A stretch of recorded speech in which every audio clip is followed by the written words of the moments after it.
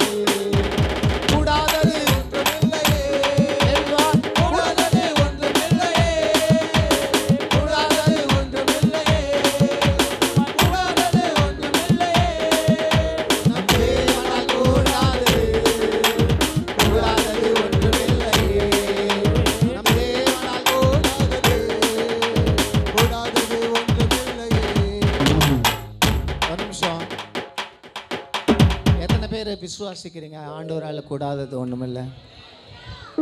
அல்லேலூயா. விசுவாசிக்கிறீங்களா?